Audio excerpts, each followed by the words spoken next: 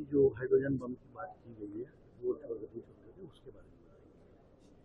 देखिए, ये जो देश भर में लोगों में संशय पैदा हुआ है कि हमारे वोटों के साथ खिलवाड़ हो रहा है, और राहुल गांधी जी कई बार कह चुके हैं कि वोट चोरी के प्रमाण हम ले चुके हैं। बार बार हम एविडेंस दें और निर्वाचन आयोग उसकी जांच भी नहीं कराए, ये बड़ा मुझे अजीब लगता है।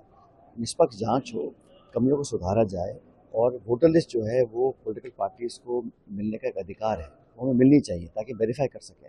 और कर्नाटक में जो वो हम सबके सामने है, उसका अभी तक ना तो उसको कोई झुठला रहा है, ना उसके खिलाफ कोई इंक्वायरी हो रही है। तो ये सारे इश्यूज देखकर हमें लगता है कि देश में लोगों के मन में भ्रांति फैल रही है। ये लोगों को लग रहा है कि संवैधानिक संस्थाएं जानबूझ के कमज़ोर उनको किया जा रहा है, और वोटों से लोगों का नाम काटा जा रहा है, जोड़ा जा रहा है, और बहुत बड़ा खिलवाड़ हो रहा है। इसके कई प्रमाण सामने आए हैं, इसलिए बड़ा चिंता का विषय है। देश भर में हम लोग वोट चोरी के खिलाफ अभियान चला रहे हैं ताकि नागरिक सतर्क रहें, अपने वोट के जो अधिकार छीनने की जो कोशिश कर रहे हैं उसको रोक सकें।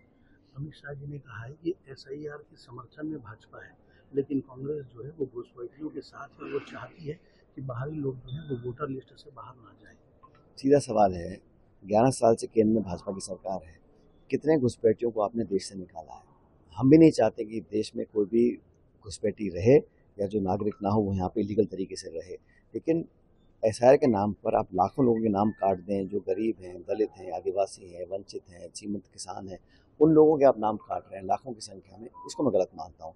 जो लोग जिंदा हैं उन्हें मृत घोषित किया हुआ है, जिनको मृत घोषित किया है वो जिंदा घूम रहे हैं। एक एक मकान में 150-200 लोगों की वोट बनी हुई है, एक जगह एक इंसान की जगह 3-3 वोट बनी हुई है। ये सब जो गड़बड़ियाँ हैं, इसको ढंग से अगर सॉर्ट आउट नहीं करेंगे तो लोगों के साथ खिलवाड़ होगा।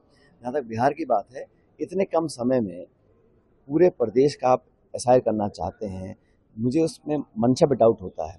और मैं तो धन्यवाद करता हूँ सुप्रीम कोर्ट का। सुप्रीम कोर्ट ने कहा है कि आधार कार्ड को भी आप एक प्रमाण पत्र मानेंगे वोट डालने के लिए। तो ये तो निर्वाचन आयोग को अपने गिरबान में झांकना चाहिए कि सुप्रीम कोर्ट इंटरवीन कर रहा है, और मनमाने तरीके से निर्वाचन आयोग की जो कार्रवाई है उस पर लोगों का विश्वास टूट रहा है। ये हमारे लिए बहुत बड़ा चिंता का विषय है।